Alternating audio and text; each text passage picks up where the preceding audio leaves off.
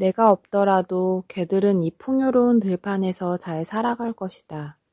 달마는 개별적인 의식은 모두 하나로 통합되어야 한다고 했고, 선인은 어차피 우린 모두 우주정신으로 돌아갈 것이니 살아있는 동안 자기 이야기를 완성하라고 했다. 작별 인사 중에서 낭독했습니다.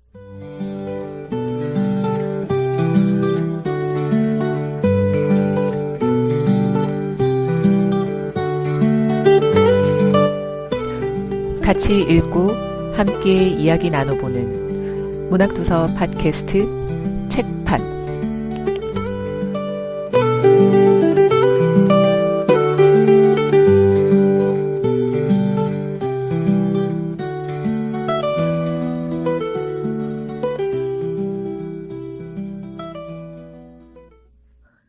여러분은 지금 책팟 첫 번째 시간을 함께하고 계십니다. 저는 진행을 맡은 마리이고요. 마리는 독고마리라는 들풀의 이름에서 따왔는데요. 이 독고마리는 온몸에 구부러진 가시 같은 것이 있어서 어디 한번 붙으면 잘 떨어지지가 않습니다. 제 인생에서 책이 항상 그래왔던 것 같고요. 그냥 그 이름 자체로도 좀 귀엽고 사랑스러워서 마리라고 불러주시면 감사하겠습니다. 반갑습니다. 저는 럭키예요. 듣는 사람도 부르는 사람도 모두 기분이 좋아졌으면 좋겠습니다. 네, 저는 닉네임을 민들레로 정했습니다. 네, 민들레 꽃말이 감사랑 행복을 의미한다고 하는데 딱 지금 제 마음이지 않나. 네, 민들레로 불러주시면 될 것 같아요. 반갑습니다. 네, 잘 어울려요. 너무 잘 어울립니다. 그리고 앞서 오프닝에서 민틀레님이 작별 인사, 오늘 저희가 다룰 책이죠. 작별 인사 중에서 일부분을 낭독을 해주셨는데 정말 명품 목소리 저희 팟캐스트의 격을 갑자기 격상시켜주는 아름다운 목소리로 일부분을 낭독해 주셨습니다. 경력자 같아요. 네. 밤마다 어디서 녹음하고 계시는 건 아니신지. 오늘 책은 마리인 제가 선정을 했고요. 김영하 작가님의 작별 인사로 선정을 했습니다. 작별 인사는 복복서가에서 출간한 책이고 2022년도에 나왔습니다. 거의 살인자의 기억법 이후에 수년 만에 처음 이제 내놓은 장편인데 뜻밖의 이제 SF물이라서 사람들이 굉장히 놀라웠다 이런 반응들이 있었죠. 어떻게 읽으셨나요? 무척 가독성이 있어서 술술 읽혔는데 작가님이 주고자 하는 메시지가 무척 많은 것 같아서 이제 그거를 삼키면서 읽기가 조금 힘들었다 개인적으로는. 많은 얘기를 하시고 싶으시고 그걸 전달을 하시고 싶으신데 뭔가 저는 이렇게 딱 내 눈앞에 확 띄지 않는, 내 손에 잡히지 않는 그런 좀 힘듦이 있었어요. 그래서 자꾸 곱씹어서 읽어야 되고 생각을 많이 하게 하는 작품인 것은 분명하더라고요. 간만에 노트 정리가 필요한 작품이었습니다. 그러면 책을 잘 모르는 분들도 계실 테니까 잠깐 줄거리를 정리를 하고, 줄거리 정리는 제가 해야겠죠. 네, 먼저 휴먼 매터스라는 공간이 있습니다. 주인공인 철이가 제일 먼저 등장을 하고, 그곳에서 이제 최 박사, 현재 이제 아버지로 알고 있는 최 박사와 살고 있는데, 이 공간은 평양에 이제 위치하는 것으로 나와 있고, 근데 이 휴먼 매터스라는 말하자면 이제 연구단지 내에서 연구자들이 이제 자택에 기거하면서 직장인 연구소로 이제 출근을 해서 일도 같이 하면서 직원들이 서로 이제 가깝게 거주하는 그런 형태의 공간인 것 같아요. 근데 이 휴먼 매터스 이외의 공간에서는 지금 현재 이제 정부가 휴머노이드 세력과 굉장히 이제 갈등을 겪고 있는 상황이고, 가끔 이제 상공에 날아다니는 전투기, 그리고 뭐 뉴스를 통해서 오늘도 테러리스트들을 진압했다라는 그런 소식 이제 간간히 들려오고 있는 상황입니다. 그런데 이제 아버지 최 박사의 말을 듣지 않고 이제 밤에 외출을 했던 철이가 스캔을 당하는데 몸을 거기 이제 당연히 자신은 인간이라고 믿었었는데 그 요원들에 의하면 당신은 등록되지 않은 휴머노이드다 라는 사실에 의해서 플라잉 캡슐이라는 비행선에 이제 납치되듯 수용소라는 공간으로 이동을 하게 되죠. 수용소라는 공간은 이제 그런 식으로 등록되지 않은 채 잡혀온 휴머노이드들이 잔뜩 이제 모여 있는 곳인데, 사실 이게 재밌는 것이 그러니까 휴머노이드들이기 때문에 설정 자체는 마치 이제 감옥을 보는 듯하고 아니면 정말 이제 역사에 있었던 그런 인간들을 대상으로 한 수용소처럼 보이지만, 일단 이들을 잡아 넣어놓고 나면 그 이후로는 정부는 어떤 간섭도 하지 않아요. 그 책에서 나왔던 말처럼 이곳은 죽기 전까지 우리가 머무르는 휴머노이드의 연옥과도 같은 곳이다 라는 곳이죠. 그곳에서 그냥 죽을 날까지 머무르게 되는 공간인 것입니다. 그래서 여기에 와서도 사실 철이는 자신이 휴머노이드라는 사실을 받아들이지를 못해요. 네, 자신은 이제 인간인데 어떠한 착오로 인해서 이 공간에 왔을 뿐이고, 얼른 아버지 최 박사와 연결이 되어서 이 모든 것을 해명하고 다시 돌아가기를 바라는 마음이 있죠. 근데 수용소도 이제 어떠한 세력에 의해서 이제 폭격을 당하게 되고, 그곳에 갇혀있던 모든 휴머노이드들이 대량 이제 탈출을 하는 사태가 벌어지게 되고, 그 다음에 이제 옮겨가는 아주 중요한 또 공간 중에 하나인 곳이 휴머노이드들의 재활용 센터 같은 곳입니다. 네, 거기서 마치 이제 선지자 같은 달마, 좀 이름에서 너무 이제 드러나죠. 그래서 달마를 만나게 됩니다. 그래서 제가 생각할 때 이 내용에서, 이 책에서 이제 중요한 대화라고 하는 것이 한 3번 정도 등장을 하는데, 그 중에 하나인 등장인물 중에 또 하나인 선이라는 소녀와 달마와의 대화가 이 공간에서 이제 나오게 됩니다. 그런데 이제 달마와 함께 계속 머무르게 될 줄 알았던 이들에게 갑자기 이제 최 박사가 등장하게 되죠. 네, 그래서 최 박사는 철이를 다시 데리러 왔고, 나중에 또 나오겠지만 그들이 만나는 지점에서 무언가가 해결될 듯 하다가 정부군의 습격을 받게 됩니다. 그래서 무엇이 누가 어떻게 되는지 생사를 이제 알 수 없는 상황에서 철이는 최 박사와 함께 돌아가게 되죠. 원래 있던 곳으로. 하지만 이제 여기서 이제 이런 과정에서 철이는 자신이 휴머노이드라는 것을 그것도 보통 휴머노이드가 아니라 이제 슈퍼 리얼 휴머노이드라고 홍채까지 인간과 똑같이 이제 복제한 것을 넣은 그런 존재라는 것을 알게 되고, 그것이 이제 최 박사가 회사에 알리지 않고 몰래 실험을 하는 단계에서 탄생한 존재인 것이 밝혀지죠. 그래서 최 박사가 또 회사 몰래 한 이 프로젝트 때문에 추방을 당하게 되고, 주로 이제 싱가포르이라는 또 공간으로 한 번 더 이동을 하게 됩니다. 그러나 이제 나중에는 여기서 이제 최 박사의 최후가 등장하게 되고, 그 이후에 철이는 다시 달마와 재회를 해서 인공지능으로서 본인의 이제 능력을 가감없이 발휘하게 되는데, 결국에는 철이는 말씀드렸던 선이라는 그 인류와 가장 가까운 복제 인간이죠. 선이를 찾아서 네트워크 상에서 다시 내려와서 선이와 재회를 하게 됩니다. 선이와 마지막 시간을 보낸 이후에 자신도 결국 최후를 맞이하게 되는 그런 내용입니다. 힘듭니다.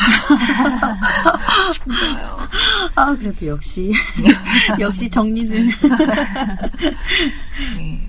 철이가 공간을 이동하는 그 장면들을 중심으로 전개를 했는데, 사실 여기서 좀 주요한 인물들에 대한 소개가 좀 빠진 것 같아요.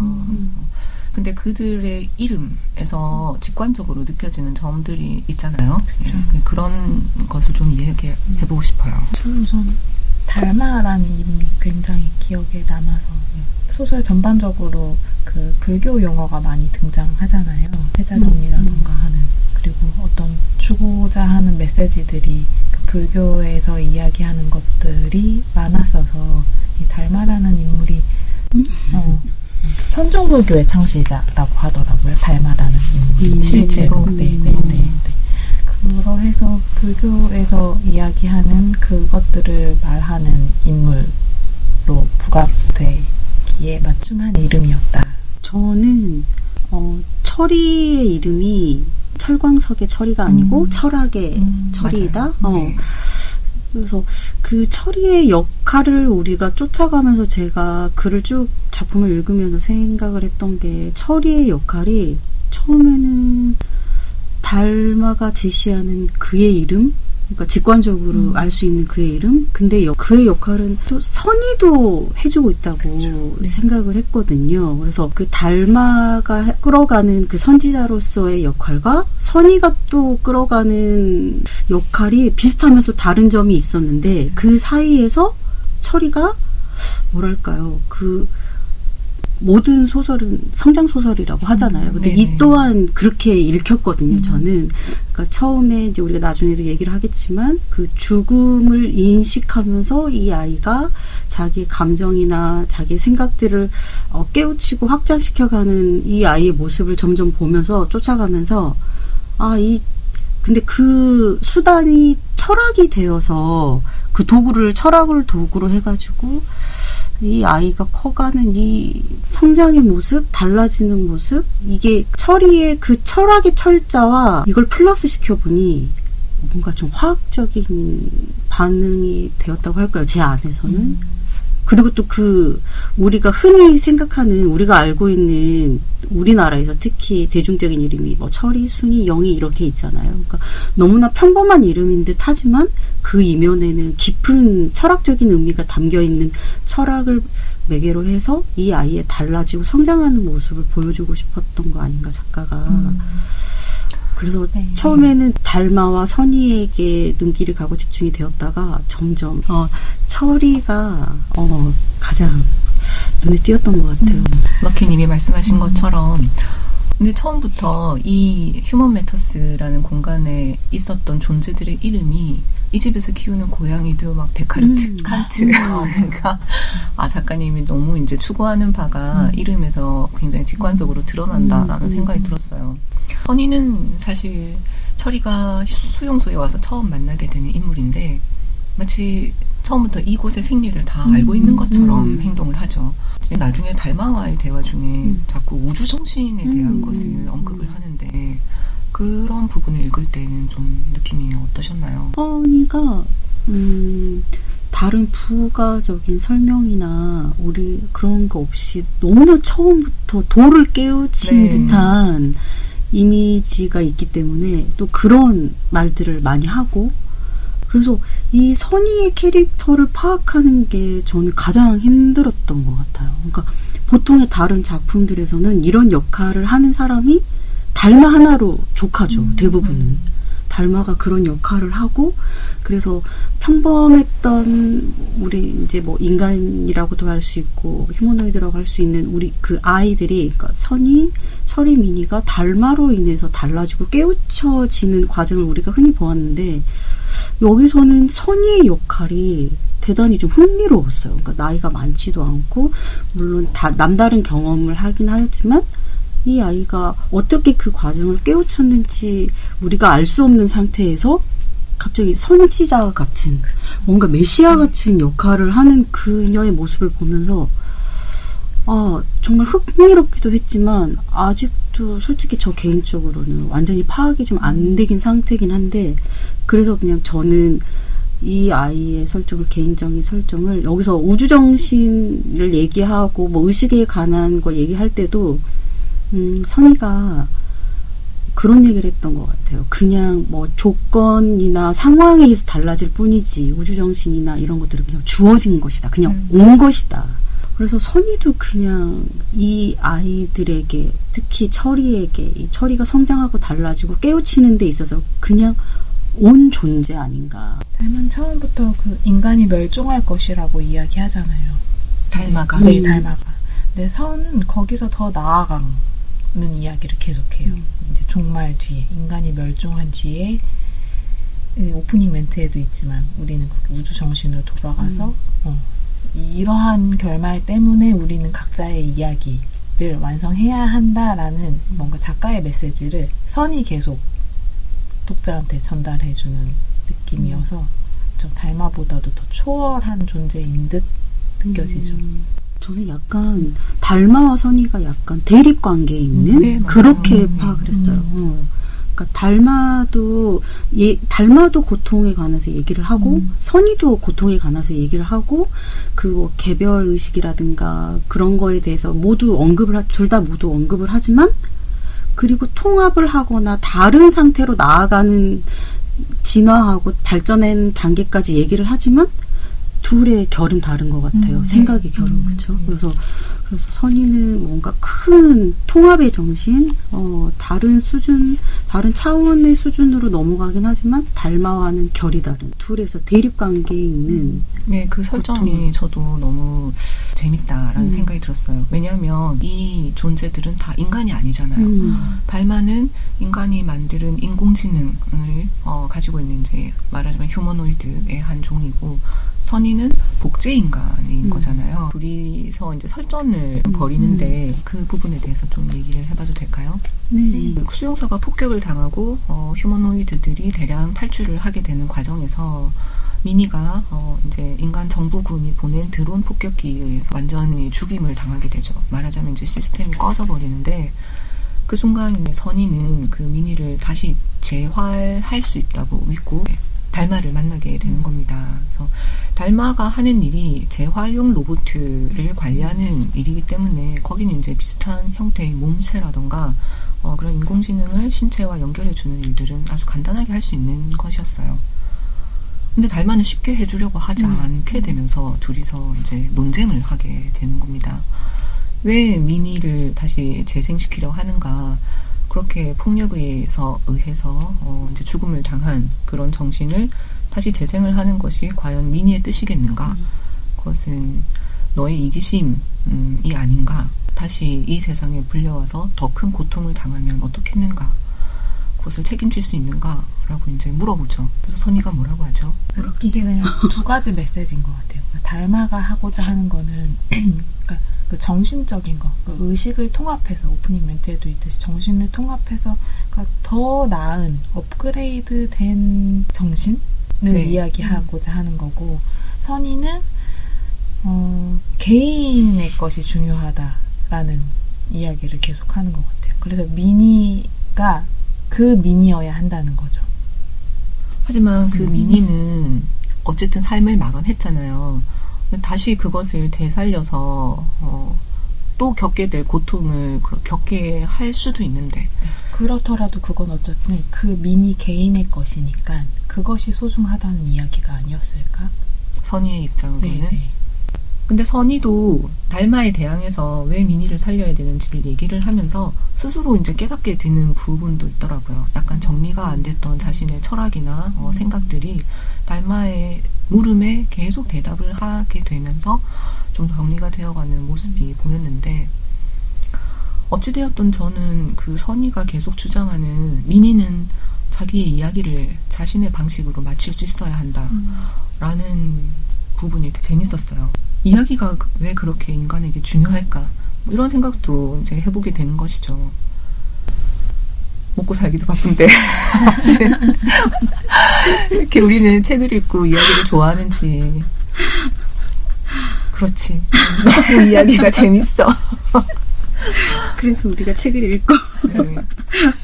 같은 부분을 고민해봤는데 그러니까 마음이 무엇일까라는 질문을 주셨었잖아요. 마리님께서. 네네네. 그거를 생각하면 그 끝이 이야기로 귀결되는 것 같아요. 왜냐면 마음이라는 것이 사전적인 의미로는 그 감정이나 생각을 느끼고 일으키는 작용이나 태도라고도 이야기하고 그 생각이나 감정, 기억이 생기거나 자리 잡는 것이 위치한 곳이라고도 이야기하더라고요. 되게 추상적이죠. 네. 근데 그 마음을 알고 싶어서 지금 달마가 계속 철이를 원하는 거죠. 맞아요. 왜냐면 철이는 마지막까지도 자기가 정말 휴머노이드라는 걸 받아들이지 못한 게 본인은 꿈도 꾼다는 거죠. 보통 휴머노이드들 여기서 이제 설정한 바에 의하면 잠을 자고 나서는 일부분의 기억이 다 리셋되는 상황으로 설정이 되어 있거든요. 그러니까 인간의 세계에 이제 상품으로 배송되는 아이들이기 때문에 지적 능력도 계속 증폭할 수 없도록 제한을 걸어놓는데요. 그러나 이제 인공지능이라 하면 계속 학습한 내용을 이제 계속 증폭시키는 그런 시스템이니까 어느 순간 자기가 주인보다 뛰어나도록 사고하게 된다거나 그런 능력치를 넘어가는 지점이 있을 텐데 그 부분을 굉장히 이제 제한을 걸어놓고 그런 의문을 밤에 이제 충전이 되는 시간 동안 다 리세트 하게 되게 이제 설정이 되어 있는 것인데 철이 같은 경우는 그렇게 되어 있지 않는 것처럼 보여요. 그게 이제 아마 최 박사의 실험이었을 테고. 그러니까 철이는 꿈을 꾸는 휴머노이드는 사실 들어본 적이 없잖아요. 선이도. 그래서 마지막까지 자신은 인간일 수 있다라고 믿었던 것 같은데 그러니까 달마는 그런 인간의 무의식의 세계 의식으로는 다 설명하죠. 그 뇌에서 무슨 전자파가 우리의 많은 인체 부분을 조종하는 것처럼 그렇게 설명되어 있는 부분 말고 지금 멸망을 목전에 둔 이 나약한 존재가 어떻게 하여 강력한 우리 같은 존재를 만들 수 있었을까? 그런 부분이 굉장히 이제 풀고 싶었던 문제였던 것 같아요. 달마에게는. 그렇죠. 그 마음이라는 게 아까 얘기했듯이 되게 추상적인데 그 마음이라는 것은 그 경험에서 파생된다고 생각하거든요. 저는 개인적으로. 경험을 되게 많이 다양하게 하는 사람이 그 일로 인해 가진 감정들이 또 이렇게 켜켜이 쌓여서 그 사람이 감정이 풍부해진다고 생각해요. 그래서 이 휴머노이드나 인공지능이 알 수 없는 인간의 그 마음은 그 경험해보지 못함에서 나오는 게 아닐까? 그래서 궁금한 게 아닐까? 그 마음이라는 것은 부품으로 만들 수도 없고 아까 이야기하던 뇌에 뭔가 삽입해서 만들 수 있는 게 아니라고 생각하거든요. 그래서 궁금한 것이 아니었을까? 인간이 아니기 때문에. 저는 이런 생각도 들었어요. 마음이라는 그 단어 안에 사실 그 이성적인 정신과 감정적인 것이 함께 들어가 있는 단어라고 생각을 하거든요. 감정이라는 것은 정말 여러 가지 변수에 의해서 변하게 되어 있고 뭐라고 논리적으로 설명하기가 진짜 어려운 영역인 것 같아요. 달마와 선이는 처음에 자기들의 생각의 베이스, 설정 자체가 다른 두 인물이잖아요. 그러니까 달마는 하는 그 달마의 생각 중에 어떻게 존재하게 됐는지가 아니라 지금 당신이 어떤 존재인지에 집중하라. 현재는 그냥 흘려버릴 테니 이 사람은 뭐랄까 과거나 미래보다는 현재, 그러니까 뭔가 목적이 확실한 그거에 집중을 하는 사람이기 때문에 선의의 그 생각과는 완전히 대척점에 있는 그 생각을 뚜렷하게 그걸 이루기 위해서 철이도 필요한 것이잖아요. 선의의 그 철이의 마음이 궁금하고, 그러니까 이 사람은 그 철이에 관한 그 마음을 이용하기 위해서 이걸 그냥 연구하거나 목적을 실행하고 싶은데 그걸 알 수 없는 그 자신, 이거를 이제 선의에게 계속 표출을 하는 것 같고, 근데 선의는 또 달마와는 완전 다른 생각을 가지고 있기 때문에 선의는 계속 그런 얘기를 하잖아요. 미니를 다시 살려서 미니가 괴로울 수도 있고 나를 기억 못할 수도 있고 우리가 다시 고통에 쌓일 수도 있지만 원래의 미니를 만들어 달라고. 그래서 이 미니가 자기가 운명에 지어진 자기의 수명을 다하고 자연스럽게 돌아갈 수 있게. 그래서 선의는 뭔가 추구하고자 하는, 그러니까 달마와 같은 그런 목표, 목적, 이게 없는 선의와 그게 뚜렷한 달마와의 그 대립이 둘이 대화를 통해 가면서 서로 이해가 되고 정리가 되는 이것들이 처음엔 너무나 좀 어렵고 힘들었는데 같이 정리가 되어 가는 것 같았어요, 저는. 달마는 스스로 자기에게 달마라는 이름을 붙였을까요? 인공지능 치고는 굉장히 목적의식이 뚜렷한 이름인 것 같아요. 닮아, 그렇지 않나요? 그의 주인이 또 원하는 바가 있었지 않나. 그래서 너무 그게 느껴졌던 게 아이랑 선이랑 철이가 처음 왔을 때 철이만 뚜렷하게 쳐다보잖아요. 그러니까 처음부터 목표가 확실했잖아요. 그러니까 이자는 있구나. 자기가 목표하는 게 있구나. 뚜렷하구나. 맞아요. 네, 럭키님 말씀하신 것처럼 달마는 미니를 무로 돌아가게 놔둔다고는 안 했어요. 그냥 미니의 정신은 네트워크 상에 올라갈 수 있다. 영원히 살 수 있는데 굳이 유한한 육체, 그러니까 기계 육체에 다시 넣어서 되살릴 필요가 있느냐 이런 말을 했죠. 그래서 이제 선의가 그때 반박한 것이, 그러니까 인간은 죽기 때문에 필멸하기 때문에 더욱더 이야기에 집착한다라는 것을 그때 스스로 좀 깨달은 것 같아요. 그러면서 계속 이제 미니가 자신의 이야기를 마칠 수 있게 해주어야 한다고 한 것 같거든요. 그러니까 선의와 달마가 둘 다 인류가 이제 창조한 물체이겠지만 큰 차이가 있다면 선의 자신도 언젠가는 죽을 거라는 운명을 알기 때문이라는 점, 그 점이 아주 다를 것 같아요. 예, 어쨌든 그래서 선의에게 더 설득력이 있는 것 같아요. 네. 저희의 입장에서는 아주 보잘것없는 인간이기 때문에 선의 이겨라. 근데 지금 현재 인간들 중에서도 뇌를 기계에 업로드하고 싶어하는 사람들이 있더라고요. 예, 그런 미국에 가면은 미국 실리콘밸리가 워낙 이런 정말 기괴한 상상들을 많이 받아들여주고, 그리고 거기 이제 자금을 또 대주는 사람들이 이제 모여 있는 곳이더라고요. 그래서 이제 이것은 이제 트랜스 휴머니즘이라는 또 정신의 사조가 있더라고요. 최근에 이 많은 인공지능과 기계의 능력치가 확 올라오면서, 그래서 트랜스 휴머니즘은 휴먼을 이제 뛰어넘는 인간과의 결합을 이상적으로 지향하는 사람들의 생각인 거예요. 이분들이 굉장히 그냥 괴짜인 것이 아니라 굉장히 뛰어난 괴짜인 거예요. 거의 이제 천재적인 괴짜들이죠. 이제 기술적인 개발이 계속 이제 일어나면 인간의 뇌를 완벽하게 스캔해서 인간의 뇌를 컴퓨팅화 시킨 다음에 그것을 컴퓨터 네트워크 상에서 인간이 자신의 의식으로 영원히 살아갈 수 있다라는 것이 이루어질 거라고 확고하게 믿고 있더라고요. 이런 과학자들은. 그런 열망을 가진 사람들이 지금 현재의 기술을 뛰어넘는 곳에서 상상의 나래를 펼치고 있는 반면에 또 이렇게 너무 인공지능을 발전시키고 하면 인구는 절멸할 것이다. 멸망할 것이다. 이들에게 이제 디스토피아적 생각을 가지고 있어서 그것을 막아야 한다라는 사람들의 운동도 동시 같은 공간에서 막 벌어지고 있는 거예요. 계속 같이 가는 것 같아요. 발전과 고민이. 그런 농담 생각나요. 그래서 과학자들은 계속 이렇게 끌고 가는 거예요. 인간들을 발전하면 앞으로. 철학자들이 계속 붙잡는다는 거예요. 고민으로. 네.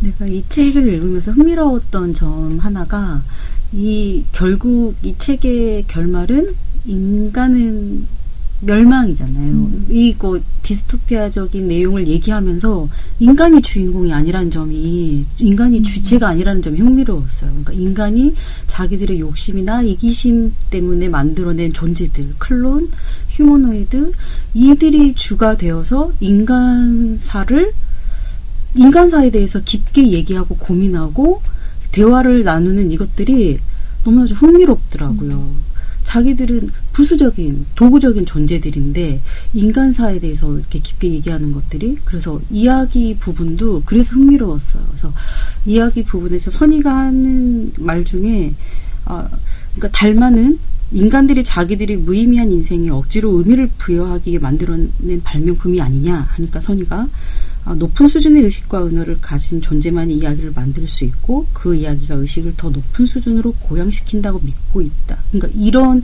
이야기를 풀어내고 누리고 즐기는 이런 행위 자체가 더 인간다운 것들을 만들어내는 방법이 된다고 선의는 얘기를 하는데 그래서 이 선의를 작가님은 선의의 그 입을 빌려서 우리의 그 인간다운 세상에 대한 결말에 대해서 너무나 우울하고 암울한 결과가 아닌 더 나은 인간의 삶, 우리의 생활을 얘기해주고 싶은 게 아니었나? 그런 좀 생각을 해봤던 것 같아요. 오히려 인간다운 것이. 네. 그러니까 한 발짝 떨어져 있는 이 존재들이, 인간에서 한 발짝 떨어져 있는 이 존재들이 더 인간다운 삶에 대해서 깊은 대화를 나누는 것들을 보면서 이랬으면 좋겠다. 작가님의 희망, 바램, 이런 것들이 좀 투영된 게 아닌가. 얼마든지 그 달마의 생각대로라면, 계획대로나 뭐 기술적인 거로 보면 그 영원히 정말 육체는 포기하고 우리의 그 정신이라든가 의식은 클라우드를 통해서 얼마든지 영생을 누릴 수 있지만, 그래도 작가님은 그런 삶이 아닌 인간다운 삶을 더 바라고 얘기하고 싶으신 거 아닌가. 선의의 입을 통해서, 생각을 통해서 그런 생각을 해봤어요. 그래서 그 인간다운 삶에서 가장 중요한 게 이야기가 아닌가. 저 같은 생각했던 것 같아요. 아까 그 마음이나 감정이 그것도 경험에서 파생된다고 했는데, 경험이라는 것은 개개인의 고유한 것이잖아요. 네, 이 사람의 이야기가 있고 저 사람의 이야기가 있고, 내가 겪어보지 못했던 이야기를 듣는 것이 그래서 즐겁고, 사람이 그래서 내가 살아보지 못한 삶을 대리 경험해보기 위해 영화를 보고 책을 보고 다른 사람의 이야기를 듣고 하는 것이 아닌가. 그래서 결론은 각자가 가진 그 고유한 이야기들이 중요하다. 각자의 삶이 중요하다라는 마무리로 읽었던 것 같아요, 저도. 네. 그리고 그렇게 마무리가 되어서 너무 마음이 따뜻하고 편안한 느낌이 있었어요. 인간이 인간답기 위해서 해야 할 일은 즐겁게 이야기를 하는 것, 지금 하고 있는 것이죠.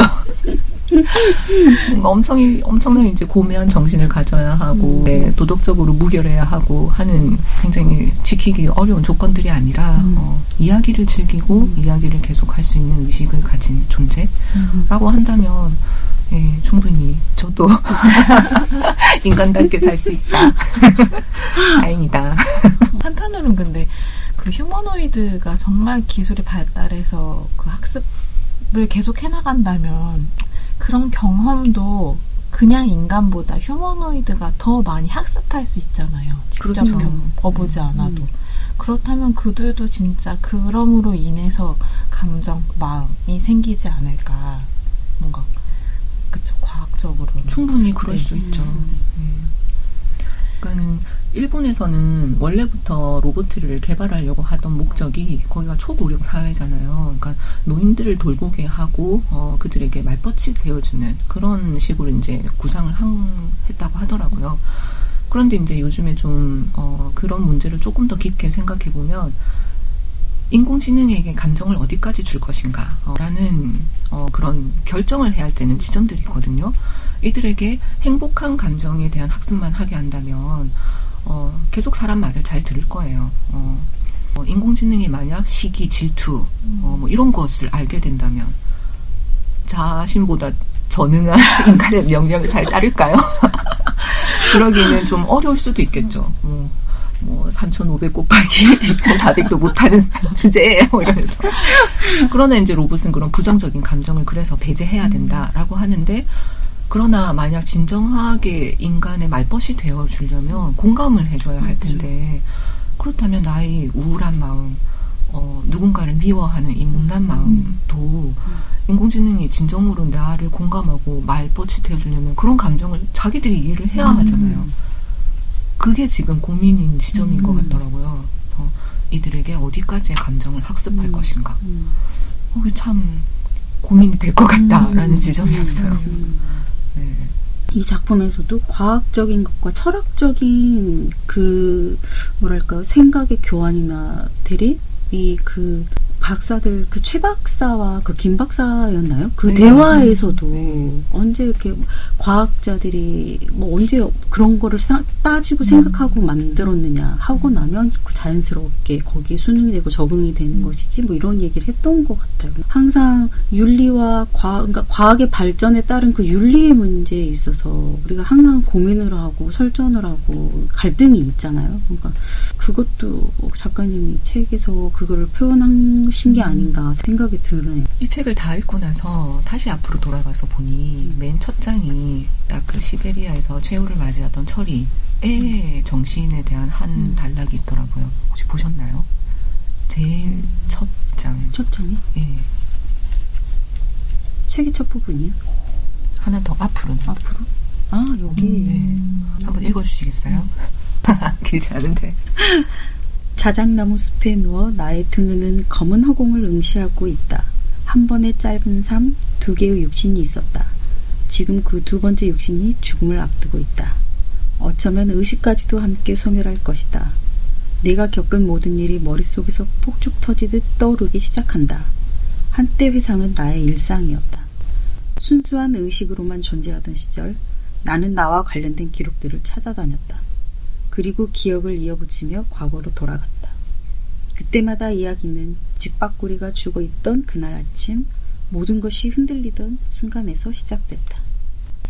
오늘의 이야기를 완성해주는 네, 낭독이었습니다. 이 책은 여기서 이 정도로 마무리하면 좋을 것 같아요. 네. 자, 그럼 오늘 첫 문을 열어주셨던 민들레님께서 다음 책을 선정해 주셨죠? 네, 소개해 주시죠. 돌아가면서 책을 한 권씩 선정하기로 했는데 그 다음 차례가 저이고, 저는 그 윤고은 작가님의 불타는 작품이라는 제목의 책을 함께 같이 읽고 다음 방송을 했으면 좋겠어요. 네. 간단히 이것은 그 예술과 그 자본의 관계를 되게 풍자적으로 그린 이야기라고 해요. 간단히 이야기하자면. 네. 근데 이 작품 후기를 몇 개 찾아봤더니 굉장히 이렇게 극으로 나뉘더라고요. 어떤 부분들은 굉장한 가독성이 있다라고 하시고, 반대로 너무 한 장 한 장 넘기기가 힘들었다라는 후기가 있어서 되게 흥미로웠어요. 대체 어떤 부분이 가독성이 있다고 말하게 하는가, 그렇지 않은가, 네. 그것을 이제 공감하며 읽는 재미도 있지 않을까. 네. 재밌겠어요. 네. 어쨌든 독자의 반응이 논쟁적인 것은 재밌는 작품인 것 같아요. 네. 기대하겠습니다. 네. 수고하셨습니다. 고생하셨습니다. 즐거웠습니다. 재밌었어요.